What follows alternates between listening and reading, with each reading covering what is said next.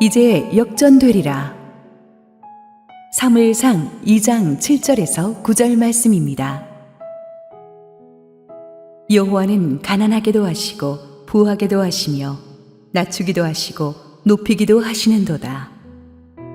가난한 자를 진토에서 일으키시며 빈궁한 자를 거름더미에서 올리사 귀족들과 함께 앉게 하시며 영광의 자리를 차지하게 하시는도다. 땅의 기둥들은 여호와의 것이라. 여호와께서 세계를 그것들 위에 세우셨도다.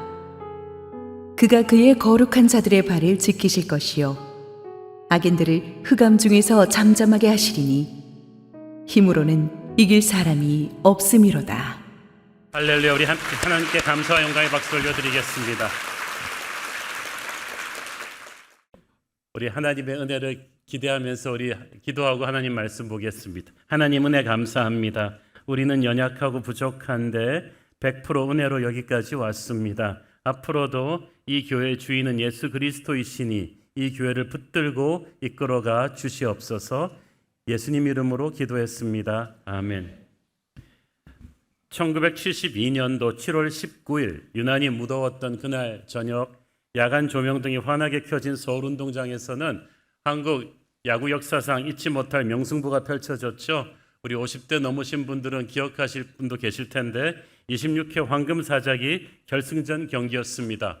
창단 4년의 신출내기 군산상고가 영남의 강호 부산고와 대결했습니다. 9회 초까지만 해도 스코어가 4대1로 모두가 전통의 강호 부산고의 일방적인 우승을 예측하고 있었는데 그 운명의 9회 말에 군산상고가 무려 5득점을 하면서 경기를 뒤집었습니다. 5대4의 9회 말의 이 극적인 역전승은 한편의 드라마이자 앞으로 다시 보기 어려울 명승부였다고 합니다. 무명의 군산상고 선수들이 불굴의 투혼으로 일궈낸 이 승리는 야구는 9회 말 투아웃부터다 라는 신조어를 한국에 유행시키면서 군산상고에게는 그 다음부터는 역전의 명수라는 닉네임이 따라다니기 시작했습니다. 그때부터 모든 사람들이 어떤 불리한 상황에서도 어떤 절망적인 상황에서도 포기하지 않으면 정말 막판 뒤집기가 가능하구나라는 그런 신념을 불어넣어 주었죠. 그런데 이 대역전 드라마가 우연이 아니었습니다. 이 역전 드라마의 주인공인 군산상고의 최관수 감독이 재임하는 10년 동안에 군산상고는 전국 규모 대회에서 우승 6회, 준우승 5회를 달성하면서 역전의 명수 그리고 한국 야구의 최고의 명문 고등학교 중에 하나로 자리매김합니다. 이때 이 최 감독의 가르침을 받은 군산상고 선수들이 훗날 1982년도에 한국의 프로야구가 출범할 때 해태 타이거스의 주축 멤버가 절반이 이 군산상고 출신이었다고 하고 해태는 여러분도 알다시피 8, 90년대 한국 프로야구 최강팀으로 부상하게 되지 않습니까? 제가 스포츠를 워낙 좋아하는데 오늘 역전의 하나님 딱 생각하니까 이 스토리가 생각이 나서 자료를 좀 찾아봤습니다. 사실 마지막 결과만 놓고 보면 역전승이 아주 짜릿하죠.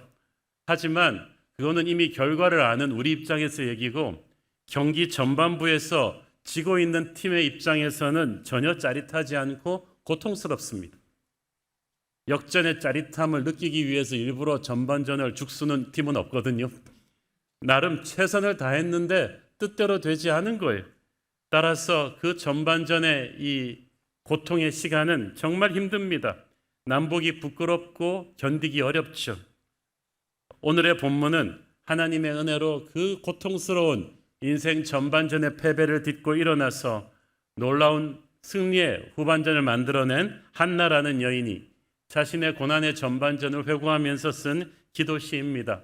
우리가 이미 익히 알고 있는 한나의 인생은 참 한편의 드라마였죠.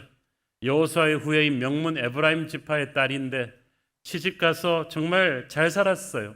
착하고 아름답고 신앙 좋은 그녀에게 참 좋은 남편이 짝지어져서 사랑을 흠뻑 받았는데도 오랜 세월 아이를 갖지 못했습니다. 그래서 아이를 갖기 위해서 남편이 후처로 분인날을 드렸는데 이 여자는 성과를 못 댔는데 애는 잘 나가지고 순식간에 한나는 그렇게 못 낳던 아이를 아들, 딸 4명을 낳아버렸어요. 그 당시 이스라엘에서는 많은 자녀는 풍성한 축복이고 자녀가 없는 것은 뭔가 죄를 지어서 하나님에게 저주받은 것으로 해석했기 때문에 한나가 그 당시 느꼈을 심적인 압박감은, 괴로움은 상상을 초월했을 것입니다. 거기다가 후처 브닌나는 안 그래도 마음이 힘든 한나를 대놓고 무시하고 조롱했습니다. 이 착한 한나는 그런 브닌나에게 일방적으로 부대끼면서 그 고통의 시간을 참아냈습니다. 자, 여러분이 이 한나의 입장이라면 어떻겠습니까? 믿음이 없는 것도 아니에요. 성격이 못된 것도 아니에요. 몸에 어떤 병이 있는 것도 아닙니다. 남편이 사랑받지 못하는 것도 아니고 노력 안 하는 것도 아닌데 아이가 안 생기는 거죠. 우리 인생에서도 그런 적 많지 않습니까? 이거 내가 질 이유가 없는데 지고 있어요. 재능이 있는 선수들이 최선을 다해서 경기를 뛰고 있는데 일방적으로 상대에게 밀리고 있다는 말이죠. 팬들은 야유합니다. 사람들은 비웃습니다. 한나는 일부러 나중에 극적인 역전승을 기대하고 이 시간을 견뎠던 게 아니에요. 어쩌면 이러다 인생이 끝날 수도 있다는 절망감과 싸워야만 했어요. 만약 하나님이 그때 한나한테 걱정 마라, 나중에 사무엘 낳을 각본이니라 이랬더라면 얼마나 좋았겠어요. 그런데 하나님은 무심하게 한 말씀도 안 하시고 한나는 정말 이러다 아기 못 낳고 이렇게 비참하게 끝나는 거 아니냐, 그런 절망감과 싸우면서도 신라 같은 믿음으로 포기하지 않고 하루하루를 견뎌냈습니다. 우리가 게을러서 패배하는 거 혹은 죄를 지어서 고통받는 거, 그거는 아닙니다. 나름 열심히 살려고 최선을 다하고 하나님 말씀대로 살려고 했고 나름 최선을 다하고 노력하는데도 이 고난의 광야가 끝나지를 않을 때가 있어요. 여기에는 인간이 이해할 수 없는 영적인 이유가 있습니다. 한나가 그랬어요. 사무엘상 1장 5절 6절에 보면 연거푸 나오는 말씀이 여호와께서 그녀에게 임신하지 못하게 하셨다. 한나가 자식 못 낳은 것은 그가 죄를 지어서도 아니고 육체의 결함이 있어서도 아님을 말해주죠. 남편 엘가나의 문제도 아니에요. 후처 브닌나와의 사이에서는 아이가 많이 생겼기 때문이죠. 그런데 한나만 왜 안 되느냐?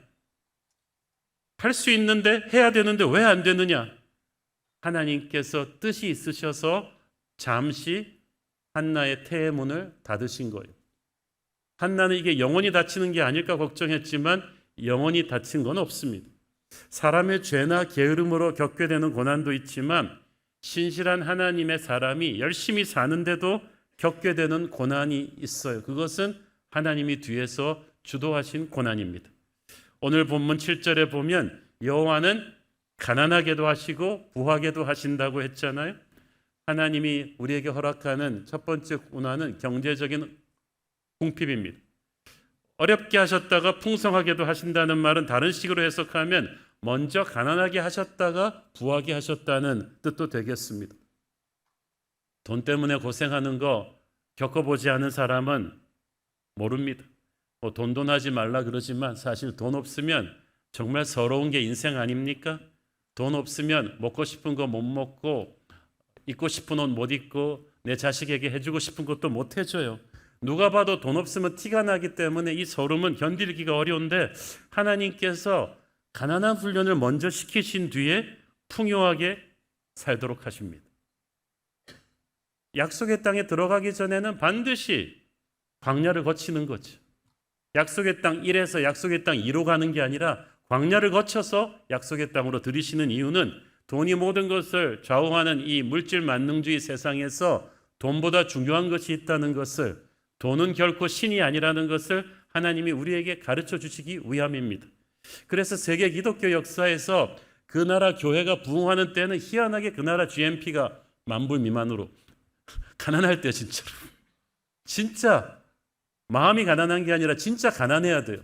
그래야 마음이 가난해집니다. 또 하나님께서는 우리의 지위가 낮아지고 높아지는 것도 섭리하십니다. 지위를 먼저 낮추시고 높이시는 게 왜 중요한 하나님의 훈련 방법이냐? 요셉을 보면 요셉은 아무 잘못한 거 없는 믿음의 아이였는데도 인신매매 당하고 노예로 팔리더니 그게 또 최악이 아니고 노예에서 이제는 감옥의 죄수로까지 떨어집니다. 낮아진다는 것은 사람들로부터 당하는 대우가 달라진다는 거죠. 점점 더 무시당하고 더 천대당하는데, 이렇게 철저한 을의 삶을 살게 되면 어쩔 수 없이 남을 섬겨야 돼요. 그리고 약하고 어려운 사람들의 마음을 알게 됩니다. 우리는 그때 나사렛의 가난한 목수로 사셨던 예수님의 겸손을 배우게 되죠. 하나님께서는 또 우리의 인간관계도 먼저 골짜기를 거친 뒤에 정상으로 가게 하세요. 8절 읽습니다. 가난한 자를 진토에서 일으키시며 빈궁한 자를 거름더미에서 올리사 귀족들과 함께 앉게 하시며 영광의 자리를 차지하게 하시는도다. 땅의 기둥들은 여호와의 것이라. 여호와께서 세계를 그것들 위에 세우셨도다. 여기서 인간관계도 참 광야와 축복의 시즌이 있다는 거죠. 여기서 진토와 거름더미는 우리가 정말 사람들한테, 까칠한 사람들에게, 싸나운 사람들에게, 사특한 사람들에게 무시당하고 공격당하는 것을 말합니다. 배신당하는 것을 말하고 믿었던 사람에게 발등 찍히는 아픔을 말하는데, 악이 못 가진다고 본인한테 무시당하고 주변 사람들한테 수군거림 당했던 한나가 바로 그런 걸 겪었어요. 이런 거를 왜 하나님이 겪게 하시냐 하면, 인간에게 철저히 실망해야 인간을 하나님 대신 믿지 않게 돼요. 사람은 믿음의 대상이 아니라 사랑의 대상임을 알면서 우리는 하나님의 은혜의 힘이 아니고는 인간을 사랑할 수 없음을 알게 되죠. 지혜로워지고 깊어지는 거예요. 다시 한번 정리하자면, 믿음의 사람 인생 전반전에 하나님이 이 관원을 거치게 하는 데는 다 이유가 있는 거예요. 오래전에 미국 항공우주국 나사 과학자들이 바이오스피어 프로젝트라는 실험을 한 적이 있는데, 무려 1,500만 달러가 들어간 실험입니다.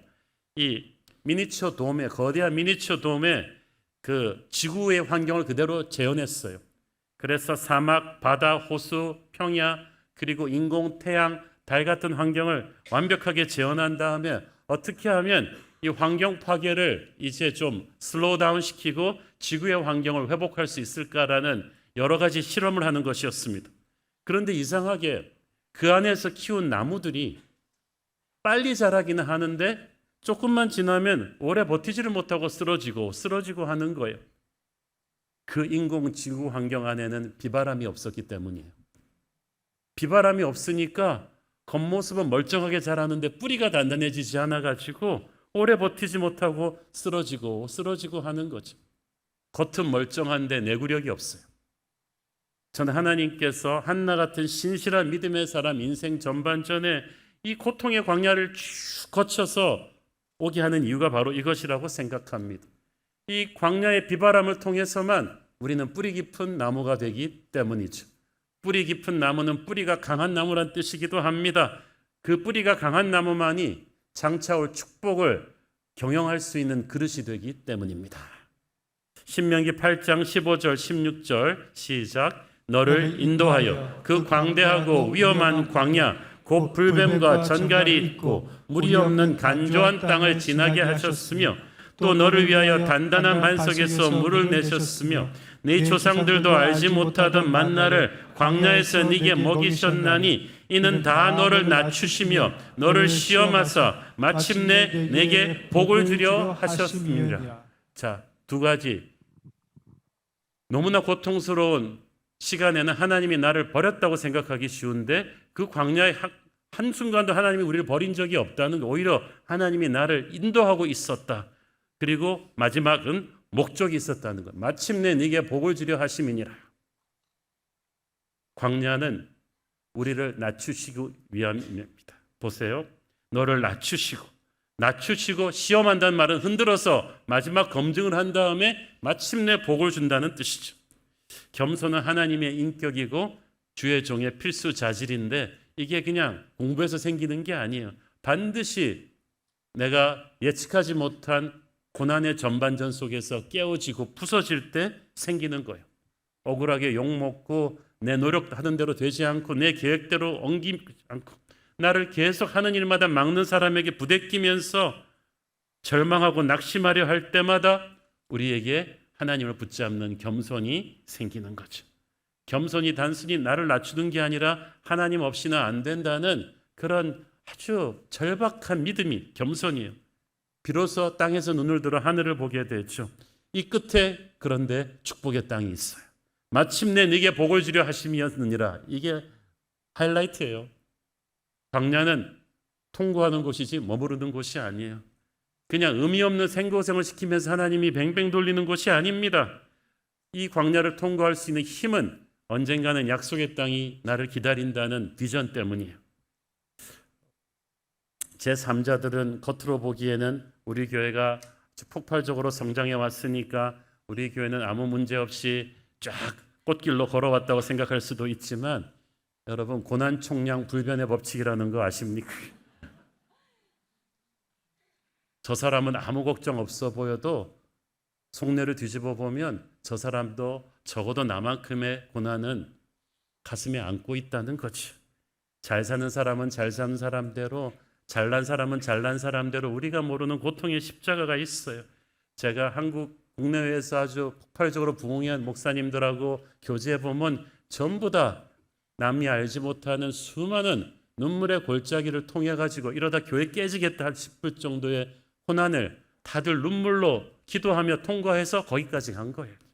우리 새로운 교회도 그랬고, 지난 16년 동안 그러나 그 많은 순간들을 이겨올 수 있었던 것은 하나님께서 우리를 복음의 항공모함으로 아시아의 부흥을 주도하는 그런 놀라운 교회를 쓰시겠다는 비전이 있었기 때문입니다. 하나님께서는 고난의 전반전에 언제까지 우리를 머물러 있게 하지는 않으십니다. 하지만 이 고난의 전반전을 견디고 마지막 순간에 역전을 만들어내기 위해서는 우리가 해야 될 준비가 있어요. 첫째는 실력을 쌓는 것입니다. 9회 말까지 밀려가고 있던 게임을 9회 말에 뒤집을 수 있는 건 단순히 운이 아닙니다. 끝까지 포기하지 않는 정신력과 함께 그 팀 선수들 안에 내재된 실력과 체력이 있기 때문이에요. 서두에서 얘기한 군산상고 최관수 감독은 28살의 나이로 원래 실업야구에서 아주 화려한 투수였는데 어깨 부상으로 은퇴한 뒤에 바로 군산상고 감독으로 왔어요. 28의 나이로. 그런데 이 군산상고도 생긴 지 1년밖에 안 돼요. 감독도 처음이고 군산상고도 처음이고. 그런데 그는 가장 먼저 운동장에 나와서 솔선수범으로 선수들의 체력 훈련을 시키는 지도자였습니다. 그래서 겨울에 방어나 신고 비행장까지 왔다 갔다 하면서 이 선수들이 아주 강한 체력을 갖게 했고, 또 그 당시 한국 고교야구 감독들이 이렇게 체계적인 기술 훈련을 시키던 때가 아닙니다. 야, 뭐 공 오늘 200개 던져 뭐 이렇게 하고 가던 때였는데, 이 최관수 감독은 자기가 아주 고급 기술을 가진 선수였기 때문에 선수들 하나하나의 이 재능을 분별해 가지고 포지션을 바꿔주고 커브, 슬라이더, 직구, 또 빠른 커브 이런 걸 다양한 공의 기술을 자기뿐 아니라 국내 최고 선수들을 연구해 가지고 선수들한테 아주 체계적으로 기술 교육을 시켰다는 거죠. 그래서 선수들은 이때까지 배워보지 못했던 강한 기술 훈련과 체력 훈련을 착실하게 받았어요. 이런 훈련의 결과로 그런 전설의 역전의 명술이 될 수 있었고, 훗날 혜태 타이거스의 스타가 되는 김봉현, 김성환 같은 아주 기라성 같은 선수들이 바로 그때 쌓은 실력과 체력으로 그렇게 대성한 거예요. 우리가 어려운 상황을 뒤집는 거룩한 역전을 꿈꾼다면 하나님이 우리를 그렇게 쓰실 수 있도록 평소에 실력을 갖춰야 된다고 믿습니다. 저는 우리 교회가 얼마나 숫자가 크는지 숫자를 세워보는 목사이기보다는 보이지 않는 곳에서 우리 교회가 말씀과 기도로 훈련받는 정예화된 제자들이 되기를 원했습니다. 그래서 우리 교회가 훈련이 아주 세다는 것은 여러분 다 아실 거예요. 우리 교회 재직되기, 순장되기, 장로되기 얼마나 어렵습니까?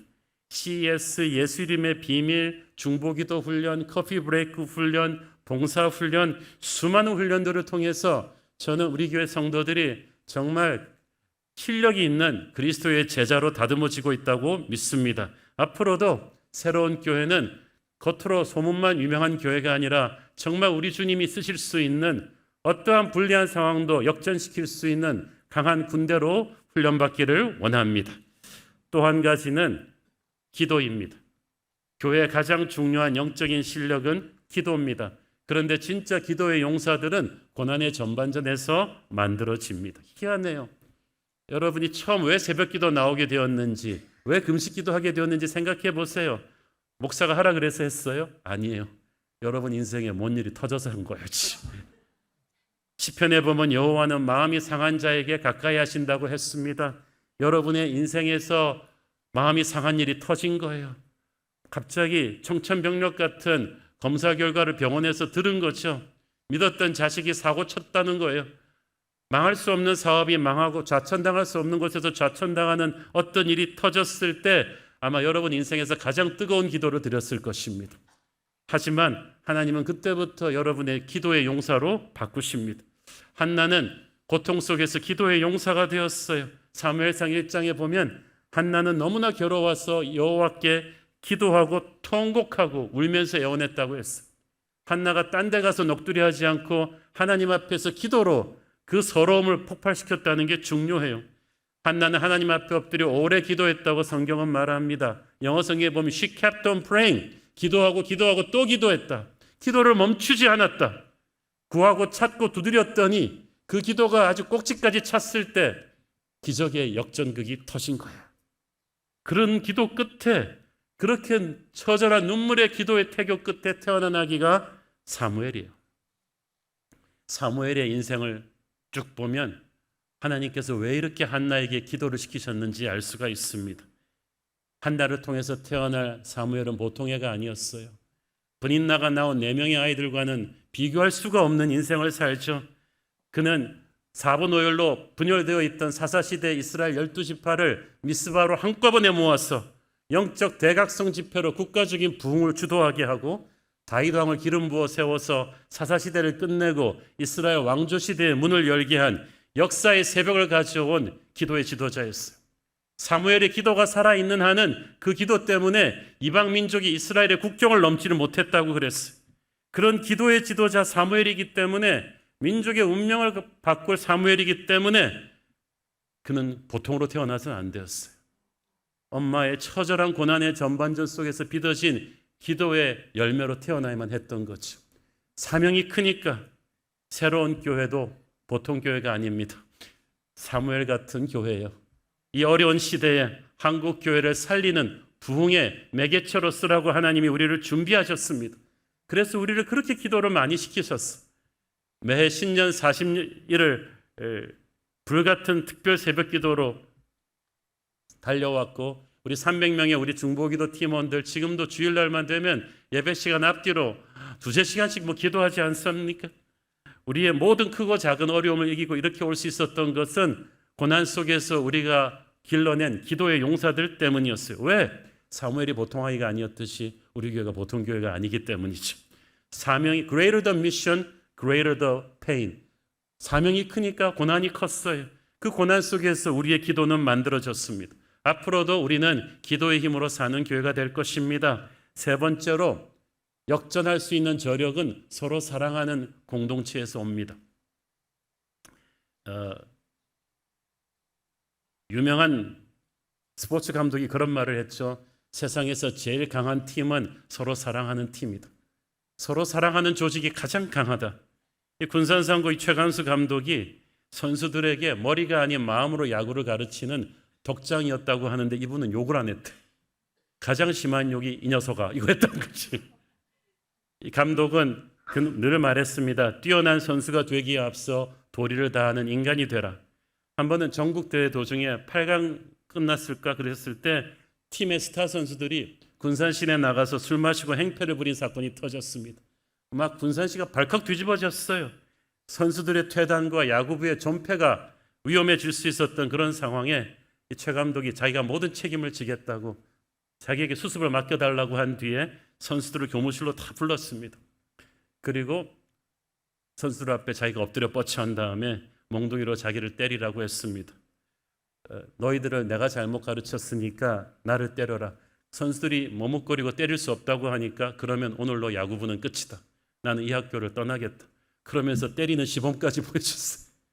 그래서 선수들은 울면서 하늘 같은 감독을 때렸습니다. 그리고 선수들이 눈물을 흘리며 감독에게 사죄했고 이 팀이 하나가 되는 계기가 되었죠. 이 스토리가 너무 유명해가지고 나중에 영화로까지 나왔어요. 이 야구부가 똘똘 뭉쳐가지고 아까 서두에 말씀드린 황금사자기 대역전극을 이뤄낸 것입니다. 선수들은 훌륭한 인격을 가진 감독을 중심으로 뭉쳐서 서로 사랑함으로 강한 저력을 만들어냈어요. 제가 보니까 훌륭한 인격을 가진 감독도 그럴진데 우리의 머리 대신 예수 그리스도는 어떤 분이십니까? 우리의 죄를 우리에게 때리지 않으시고 자기가 십자가에 지고 돌아가신 예수 그리스도가 우리의 머리이십니다. 우리는 그분을 중심으로 서로 사랑해야만 합니다. 고난의 전반전은 혼자 힘으로는 외롭고 힘들어서 통과하기 어렵습니다. 그래서 하나님이 우리를 교회 공동체 안에 넣어주셨어요. 사실 한나도 자기를 사랑해주는 남편 엘가나의 기도와 격려가 있었기에 또 목회자 엘리의 축복의 기도가 있었기에 그 어려운 시간을 버텨냈을 거예요. 사랑은 하나님께로부터 왔습니다. 그래서 세상은 사랑을 몰라도 교회는 사랑을 알아요. 마귀가 장악한 세상의 조직은 사랑으로 연합할 수 없지만 교회는 다릅니다. 그래서 바울과 베드로 같은 모든 우리 선배님들은 교회 보낸 목회 서신들에서 하나같이 강조하는 게 서로 사랑하라, 형제끼리 서로 화목하라 아닙니까? 교회가 서로 사랑으로 뭉칠 때 우리는 놀라운 역전극을 이루어낼 줄 믿습니다. 혹자는 말합니다. 나는 가족 같은 분위기를 위해 작은 교회 가고 싶다. 큰 교회는 뭐 사랑이 별로 없지 않냐. 저는 천만에 삼천만의 말씀이라고 생각합니다. 은혜가 문제지 숫자가 문제가 아니에요. 지난 구정 때 우리 교회 공동체 집사님의 모친이 캐터선 합병증으로 중환자실에 입원하게 되셨는데 별일 아닌 줄 알았는데 신장 기능 90%가 상실돼서 신장 투석까지 가면서 목숨이 위험하게 되었습니다. 그런데 그 다음날 중환자실에서 호출이 왔는데 혈소판을 구해오라는 거죠. 수혈을 해야 되는데 혈소판을 구해와야 되는데 친척과 가족은 위험하니까 전혀 모르는 타인으로부터 수혈을 해야 된다는 건데 이때가 지금 구정 연휴거든요. 뭐 대학 동기 친구들 다 해도 이 시점에서 이 혈소판 헌혈은 쉽지 않습니다. 이 부부가 낙심하고 있는 때 이 사연이 공동체에 올라오면서 우리 새로운 교회 성도들이 그 연휴 기간에 기차 내려가는 시간표 바꾸고 가면서 청년들 뭐 다 뛰어가고 우리 공동체 담당 이상화 목사님도 갔지만 혈압 때문에 자격 미달 그래간데 엄청나게 많은 우리 성도들이 뛰어가서 이 혈소판 헌혈을 하겠다고 나서는 통에 이 병원에서 깜짝 놀랐어요.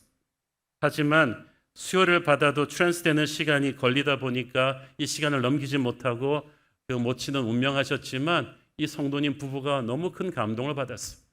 제가 그 얘기를 듣고 정말 우리 성도들이 훌륭하구나라는 생각을 했습니다. 큰 교회에 사랑이 없다는 말을 누가 했는지 저는 우리 새로운 교회가 정말 서로를 사랑하는 마음이 끈끈한 교회라고 믿습니다. 서로 사랑한다면 우리는 어떤 불리한 게임도 뒤집고 역전할 수 있을 것입니다. 우리가 이제 건축 진행 상황에 따라서 조금 차이가 있을 수는 있겠지만 적어도 9개월 안에 이제 입당하려고 굉장히 열심히 뛰고 있는데 저는 우리 목회자들한테 부탁한 게 있습니다. 일은 실무자들이 뛸 것이고 우리 목사님들은 목양에 집중해라. 우리는 그동안에 더욱 사랑하는 교회가 돼야만 한다. 그것이 가장 강력한 경쟁력이다. 어렵고 힘들고 가난한 처지에 있는 성도들을 서로 사랑으로 뭉치는 교회가 마지막 순간에 역전할 수 있는 주님의 몸된 교회인 줄 저는 믿습니다. 복음은 가장 위대한 역전 드라마입니다. 창세기부터 계시록까지 하나님의 놀라운 역전 드라마의 반복이에요. 75세, 85세, 100세가 되도록 자식이 없던 아브라함이 하늘의 별같이 많은 믿음의 조상이 되게 하셨고 애굽에 놓였던 이스라엘이 약속의 땅 주인이 되게 하셨고 핍박자 사울이 변하여 바울 되게 하시는 하나님께서는 항상 최악의 상황을 승리로 바꾸는 역전의 하나님이신 줄 믿습니다. 예수 그리스도의 삶이 바로 역전의 인생이 아닙니까? 사람들이 예수님만 만나면 물이 변하여 포도주 되고 장님이 눈을 뜨고 안진뱅이는 일어나게 되고 죽은 사람은 생명으로 살아나게 되었습니다. 예수의 십자가 죽음과 부활 사건이야말로 가장 위대한 역전 드라마였고 교회는 이 놀라운 역전의 복음의 힘을 믿습니다. 우리가 누군가에게 복음을 전할 때 그 사람이 복음을 영접할 때 우리는 그 사람의 삶이 역전될 것을 기대합니다. 하나님께서 그 사람이 복음을 가슴에 안는 그 순간에 제 대신 화관을, 슬픔 대신 기쁨을, 근심 대신 찬송의 옷을 그에게 입힐 것을 우리는 믿고 전도하는 것입니다. 교회는 복음의 항공모함입니다. 말씀을 가슴에 품은 성도들을 전투기로 내보내면 하나님은 그 성도들이 가는 곳마다 죽음을 생명으로 바꾸는 역전 드라마를 만드실 줄로 믿습니다. 저는 우리 새로운 교회 3대 비전을 그런 의미에서 놀라운 역전의 드라마와 같다고 생각합니다. 세상 속으로 우리 성도들이 진짜 믿음을 보여줘야 할 곳은 교회가 아니라 세상이죠. 교회는 항공모함처럼 여러분이 재충전받고 재무장하는 곳이지 여러분의 메인 게임은 세상 속에서 벌이는 것입니다. 저는 우리 성도들이 자기의 전문 분야로 들어갈 때마다 복음의 역전극이 일어날 줄로 믿습니다. 지금 우리나라 정치 상황이 거의 난장판이라고는 하지만 우리 성도들이 복음을 들고 그 안에 들어가서 정치하면 우리나라 정치판도 질서를 잡게 될 줄로 믿습니다. 경제가 최악의 불경기라고 하지만 우리 성도들이 들어가서 사업하고 가게를 경영하고 직장 생활을 할 때 그곳에 하나님의 놀라운 축복이 일어날 줄로 믿습니다. 지금 우리가 땅을 사서 독립된 성전을 짓는 것이 아니라 이미 지역사회 중심 상가로 서 있는 가든5 톱플로어를 개조해서 이사 들어가는 것도 교회가 세상 속으로 들어가는 좋은 예가 아닐까 생각해 봅니다. 저는 몰랐는데 가든5가 우리랑 생일이 같더라고. 2009년도에 세워진 곳이 몰랐어요. 우리가 그래서 몇십 명 가지고 교회 세울 때 하나님은 이미 16년 뒤에 거기를 이미 그때부터 준비를 해놓으신 것 같아요. 그런데 아무리 좋은 건물을 지어 놓아도 어떤 사람들이 그곳을 얼마나 자주 활용하는가가 그 공간이 살아나느냐 마느냐를 결정하거든요. 그 유럽에 가보면 그림처럼 잘 지어놓은 교회 건물들도 이제는 예배자가 없어서 관광지로 전락한 데가 많고 우리나라의 대형 상가 좋은 건물들도 사람들의 발길이 끊겨서 공실이 많은 데가 많은데 우리 새로운 교회 그 5천 명, 10,000명의 긍정적이고 아주 따뜻한 사람들이 들어간다면 저는 거기에 복이 임할 거라고 믿습니다. 그 동네의 색깔이 바뀌리라고 믿습니다. 우리가 그 동네 식당과 카페에 가서 밥을 사 먹고 물건을 사고 지역의 불우이웃을 돕고 장학생 후원도 하고 창의적인 문화 예술 행사들도 이렇게 지역 관청과 협력해서 이렇게 주관한다면 저는 놀라운 일이 그곳에 일어날 거라고 믿습니다. 우리 밝고 긍정적인 젊은이들과 아이들과 우리 장년 성도들이 일주일 내내 그곳을 드나들면 그 공간은 사치한 소비 문화가 아닌 정직하고 밝은 크리스천들이 넘쳐남으로써 저는 서울의 새로운 핫플레이스가 될 것이라고 믿습니다. 열방 속으로 저는 복음은 한 나라의 운명을 바꾼다고 믿습니다. 지금 우리가 서구 선진국이라고 하는 영국, 독일, 프랑스, 노르웨이, 스웨덴 한때 바이킹의 야만족들의 나라였어요. 복음이 그 나라를 바꾼 거죠. 140년 우리나라도 가난하고 아무도 알아보지 않는 나라였는데 복음이 이 나라를 지금 글로벌 코리아로 만들어준 거예요. 저희 교회가 캄보디아, 인도네시아, 몽골에 들어가서 선교하는데 저는 선교할 때마다 지금은 그 나라가 가난하고 병들고 힘들지만 이 복음의 힘으로 이 나라가 변할 것을 믿습니다. 복음의 능력입니다. 우리는 선교지로 갈 때마다 주여 이 복음이 전파되면 이 나라의 정치가 깨끗해지고 경제가 부흥하면서 자살하려던 사람들이 살아나고 범죄율이 떨어지는 좋은 나라 되게 해 주시옵소서. 그 복음의 전투기들을 보낼 수 있는 항공모함이 아시아의 부흥을 가져올 수 있는 그런 교회로 저는 우리 교회가 되기를 원합니다. 미래 속으로 한국의 가장 큰 위기는 지금 저출산이라고 하지 않습니까? OECD 국가 중에서 가장 애를 많이 안 낳는 것은 여러 가지 복합적인 이유가 있겠지만 우리들의 마음에 지금 절망감이 너무 커요.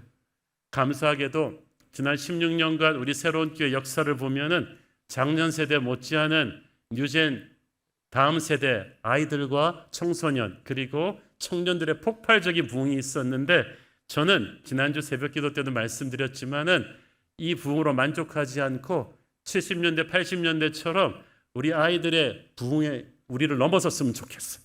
청년들이 구름대처럼 들어가는 그런 교회가 나왔으면 좋겠습니다.